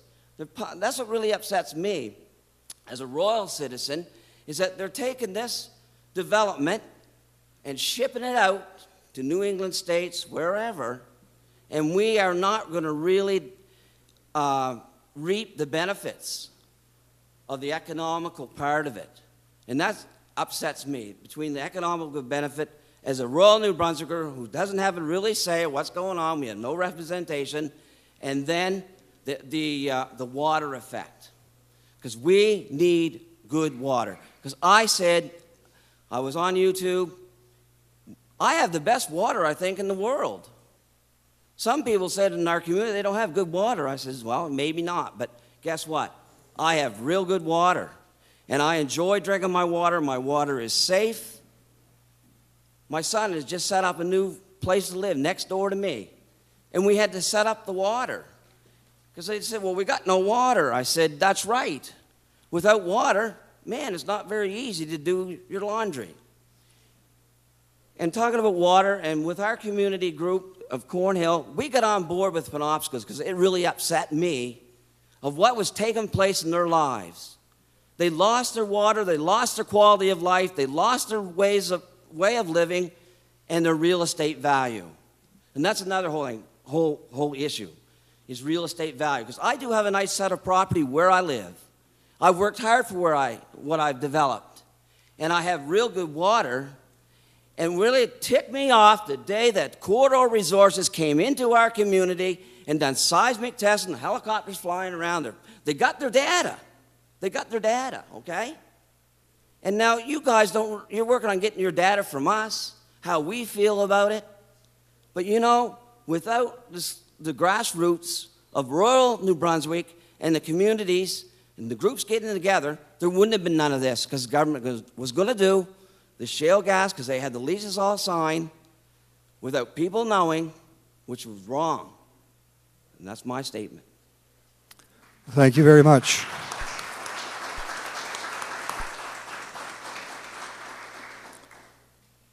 Yes. On here the second time, but one point that hasn't been brought up, and that is, it was discussed here a few years ago when the hearings were being held across the province about the Northeast Pipeline. And I questioned one of the gentlemen there from that company. I said, how far are your shutoff valves apart? And he said, every 25 kilometers. And I said, if there's some kind of an accident and the weather conditions are just right or just wrong, it can unleash quite a firestorm to the forest where it goes through. And what is it? 70% of the province is covered by forest land. And when those gas projects go ahead, then the province will be crisscrossed by gas pipelines. And accidents happen, what's mentioned by one gentleman earlier, you know, once the pipelines reach a certain age, then they are more likely to, incidences of rupture can occur. And the same issue was being raised a few years earlier when the Irvings, when they wanted to build the LNG terminal there in St. John and run a 30-inch gas pipeline through part of the city of St. John with under 1,200 pound pressure. And as I say, this is one serious aspect that should be considered, you know. And I remember there years ago, it was in Spain. There was on a hillside overlooking a crowded beach in the summer. And up along the hillside, about a quarter mile above from the beach, there was a highway. A propane tanker upset. The propane leaked out, formed a big gas bubble overhead. It was calm weather, hot weather. Something ignited it, one big flash, and incinerated 400 people a quarter mile further down on the beach. And as I say about forest land, a lot of the people in here, they have forest land, you know, and this is a potential danger. There are many people who make their living in the forests. Okay, great. Thank you, Mr. Buck. Yeah. Hi, it's Susan Linkletter again. I just wanted to tell you a little bit why I don't have much faith in the government's regulations. And a lot of it's because of all of our water courses are supposed to be protected by regulations now, but if you don't have to drive very far in a rural or an urban area to see that those regulations that we do have are already not enforced. And the water classification system in New Brunswick that the watershed groups and the government have been working on for the last 10 years, the government just decided it got tough developing those regulations and they scrapped the whole program. You've got an industry in New Brunswick that's already here, it's already working, it's already on the ground, and we don't have the regulations in place yet. What happens if the going gets tough when it's developing regulations for the shale gas industry? You're going to do the same thing that you've done with your water classification? When the going gets hard, are you going to throw them out the window? Are you going to give in to the industry and say, well, we don't want you to leave the province, so we'll relax our regulations? Because that's the history that New Brunswick has.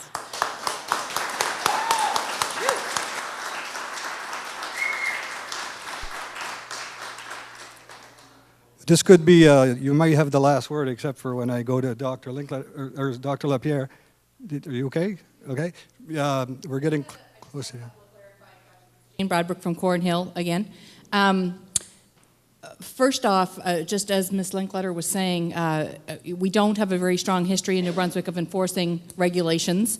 And even as recently as last spring, we saw regulations being broken in the shale gas industry, and the government was powerless to either fine the company or remove their license.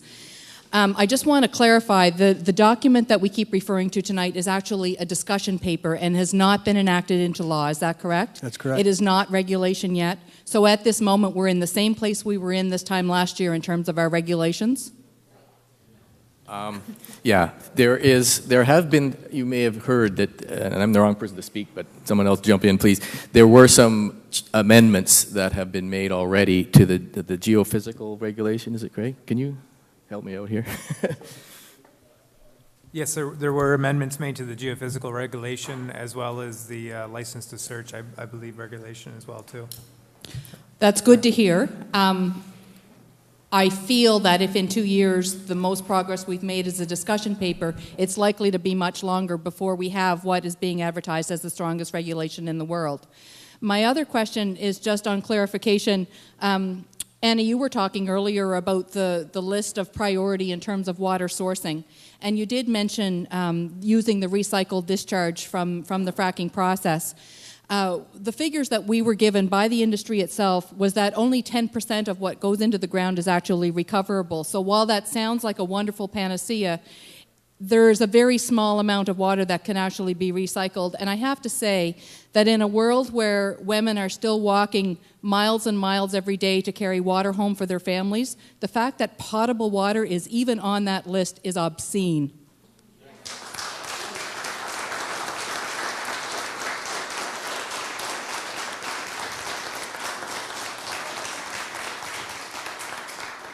And I just have one other point, and then I'll stop. Often throughout this process, we've been directed by our government elected representatives and officials and by the industry itself to look at Alberta, because Alberta employs, you know, thousands of people, and the regulations in Alberta are such that everything is safe in Alberta and nothing bad ever happens.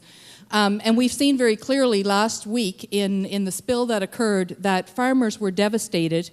And in the course of watching that on the news, I was highly surprised, and I'm sure many would be in the room, to know that the industry considers 200 to 300 spills a year to be normal in Alberta.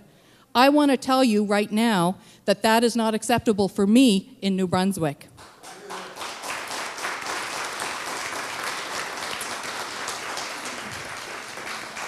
So let me just finish by saying, you've come very politely and respectfully tonight to hear us give our opinion on shale gas. I just want to make sure that you've heard us very loudly and very clearly to a person who's gotten up and spoken that we do not want this industry in New Brunswick.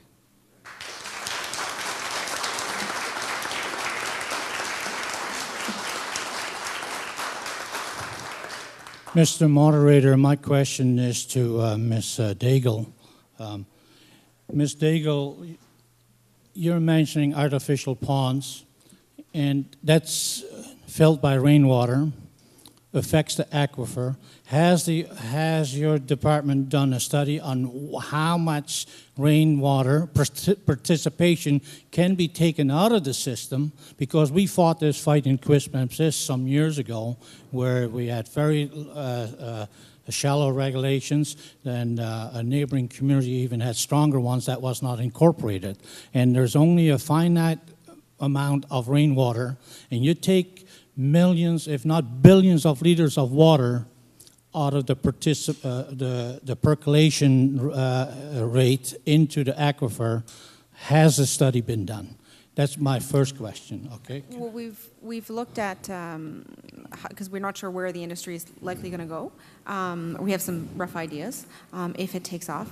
But I have looked at it from a high level, and if you look at precipitation and how much it recharges into groundwater, infiltrates, how much evapotranspirates up into the air, and then what the actual runoff is, so that's just rainfall's contributions to rivers, lakes, and streams. If industry was at full capacity, and we've talked to certain people, and that might represent 200 wells per year being drilled in the province.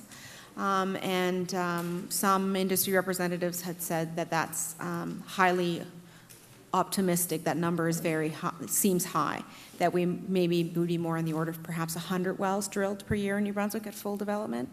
And so we crunched the numbers based on, say they were each 15-stage wells, so those are pretty large wells, at 4,000 cubic meters per stage. And they weren't recycling anything, there was no reuse, and it was 100% loss to the hydrologic cycle. That would represent approximately 0.03% of the recharge of the province of New Brunswick. So that's not a statistically significant number, and that's not to say that that water can come out of anywhere at any time. It's important to maintain appropriate base flow and ecological flows in streams. So that's something that has been looked at. Also, a few university professors from UNB have looked at that issue as well in terms of water use. And one of the most recent things I saw was basically the peak runoff to supply the industry of just one rainfall event in a sort of medium-sized stream. If you could capture just that runoff, it would be enough for the entire industry for the year. So we have the capacity in New Brunswick. That being said, we would prefer they not use surface water if possible. Fresh water should be secondary only to non-potable sources. Yeah. Secondary. Has your committee looked at radioactivity was mentioned, and it's a known fact that the drilling pipes over a period of time pick up radium-226 and 228, and they become hot. And so we have kilometers upon kilometers of drilling pipe that are radioactive hot. Has the committee looked at that? And is the safekeeping of every pipe and every connector, it's going to, the way I understand it as a layperson, and I don't mind being corrected, that it's going to take 1,000 years for that hot material to be harmless. Anybody have a Craig? Yes, hi, Mr. Bouqueval. I know that you and I have had this conversation previously with regard to the drilling pipe getting hot. With respect to New Brunswick shales and what we know about them today and the areas that they're located, we don't necessarily have hot shales in this province. And I'm using that in comparison to some of the places in Alberta and British Columbia. There are shales out there that have a higher intensity of radioactivity to them in terms of being hotter, I guess, in terms of the drilling mud actually taking on radioactivity, being circulated through the pipe, and then being transported. I'm not aware of, I haven't seen any issues. I know we've had this discussion, and at that time I told you that it was an excellent recommendation for us, and we want to take that back and look at that some more. So that would be my comment. Thank you very much. Thank you, Mr. Bouqueval. I want to thank all of you very much for coming out tonight. Oh, you have one more? Sorry. Sure, go ahead. Is that on? Yeah. Yep. My name's Inokembo. I'm from Steve Settlement, 3 kilometers down. Okay. I live on a farm called Crystal Spring Farm. There's been water there, and they've been drinking it very pure since 1880. I wish it would stay longer. 2 small questions. Annie, you mentioned that your calculation of the 0.03% of the water being taken out of the recharge, is that the runoff. Of the runoff. Is that calculation of the overall province, or is it based on a localized area? That calculation is based on the whole province, but we have crunched the numbers for, at a high level, I just don't have in my head, for some smaller areas, and still at that, the numbers are just not, I mean, the industry uses, it's a significant amount of water, but if you draw the comparisons in terms of, and put it in context for New Brunswick, okay, it's not that, like the Canadian Rivers Institute doesn't feel that it's a significant for New Brunswick. use. So I'll specify my question a little bit more. Where I live up here, it's almost on the top of the hill.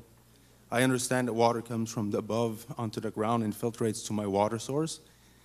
It's a very, very limited area up top there. So supposing there's a well in that area and they put one of these famous fake dams to create the water so that they need, it would then be possible that I would lose my water, would it not? They're not building dams. They're artificial lakes. So are they dammed? No, usually it's a depression that's created. So the water still makes it there. So dam. So dug, it's runoff that same thing. I have a dam home. It's also been dug. So I guess that would be the same. But anyways, the last word is that I'm 42 years old. I run a business, and I seem to be quite reasonable and understand on things. It seems to me overwhelming reasons why we should not do this. On the environmental impact, the health impact, the social impact. Yet we continuously ask us, how would you like to do it? We keep saying we don't want to do it. And this is the question here. This is why we're here again. So, Inokembo, as a New Brunswicker, for the record, Monsieur Lapierre, I do not want this industry in my province. Well, thank you very much. Say no to shale gas.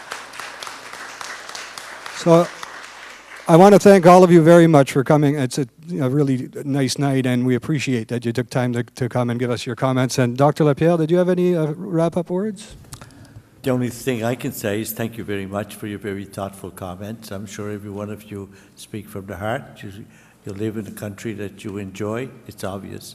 And the natural features that are here provide for your life, a lot of you. They provide for your upkeep in fresh water, and they also provide in your social well-being by enjoying the natural environment that you live in. So you can be sure that those are all issues that are dear and near to me. And when I do write my report, I will be sure to try, to the best of my ability, to transfer these issues to the government. So thank you very much, everybody. Merci.